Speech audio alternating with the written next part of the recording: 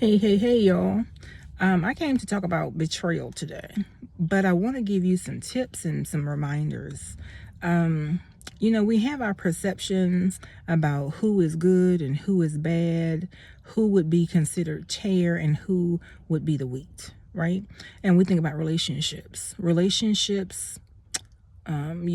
husband, wife, mother, dad, sister, brother, your children, your coworkers, church members, relationships. People are everywhere, right? And so the truth is we don't know. That's why he said don't pull the wheat from the tare. He told us he would do it. Amen. And it brings tears to my eyes because this is something I've learned, I've experienced, and I'm passionate about it. We really don't know. Because some people are quiet. They don't talk a lot. Some people are sneaky quiet. And you don't know what they're thinking about. You don't know how they're living at home. But for some reason, we have our perceptions of people. We think we know, but we don't.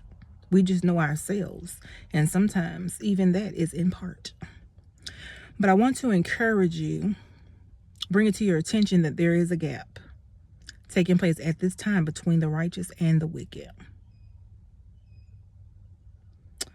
And betrayal is coming, seems like on every hand.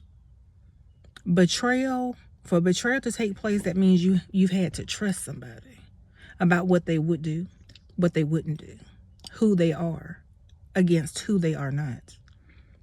And so I want to encourage you, because we know that there is a plan. It's Abba Father's will, desire that every man be saved, but he's given us free will. And then the counter to that is Satan. Satan is equal to that. He wants everybody too. He wants everybody to himself because he hates Abba Father. Well, you're hated too. He told us that he was hated, and we're gonna be hated too. And if you haven't experienced that, I don't really understand that. Not if you're living on the right side of the tracks. But the focus of this conversation is betrayal. Pay attention. I'm old school. Okay, I'm an OG. And back in the day, we was concerned about our cars and our money and where we just, those superficial things. But in this day, I want you to be aware. How you've experienced those people who have more than you? They're about all the shiny things. They have more temporary things than you, but they're jealous of you. How ridiculous is that? But if you know, you know. And it doesn't make sense, but let's talk about it. That can be because, yes, they have the material things, the temporal things, because that's where their heart is. That's what their focus is. That's what their drive is. But you have that which is eternal. I told my daughter the other day, I said, do you hear my voice? I said, that's me. But this body that I'm living in, this thing that you can touch, that's my temporal shell. But one day, me, the person that you're listening to, when I leave, that part of me never goes. It never dies. I'll just vacate this house. This house will be vacant. And you have two different types of people. You have the people who focus on the temporary, the temporal. And they are sometimes, hit in the head with a soft brick because you remind them about that which is eternal. When you come into their presence, you are a reminder. You have this, that, all that stuff. But I have something that you don't have. I have something that you don't understand. I have something that you need. And that is eternal. My spirit, my light, my glow, my love walk, my protection, my supernatural provision, the things that I don't have to strive for. Supernatural provision comes without sweat. So here we go, betrayal. When you pick up the people, and you might not be picking up on it. If you're not picking up on it, it's probably because you're not focused on it. You're not thinking about it. But I want to wake you up this morning. I want to wake you up today. Pay attention to the energy that is around you, that is envious of you, that is jealous of you. Because laying under the surface of envy and jealousy is evil.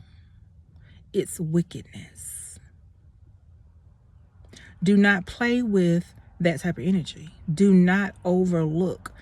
Don't shrug, and move. No, pay attention to envy and jealousy, because these individuals will slip. They're wearing masks, but these masks will slip. There are moments when that mask slips and their true identity is revealed, that Yahweh is blessing you. He is protecting you. Do not hang around people who envy your life, who are jealous of your life, because these things are at the root of betrayal.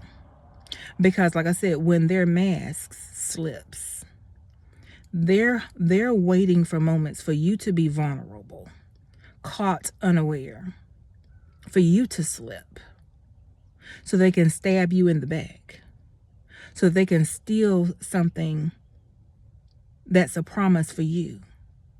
Whatever your promises are, whatever you have. Because we have that which is eternal, but we also have temporal things. And we have favor, and favor is not fair. So I want you to pay attention to the people around you, because doing so might save your life. Betrayal. Don't be caught off guard. Pay attention. When you do something that's worthy of celebration and it's crickets.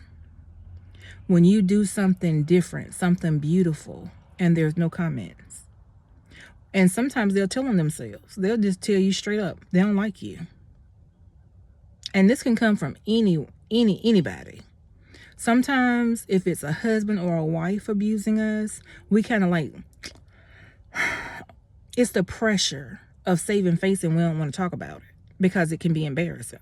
Don't be embarrassed by what somebody else does.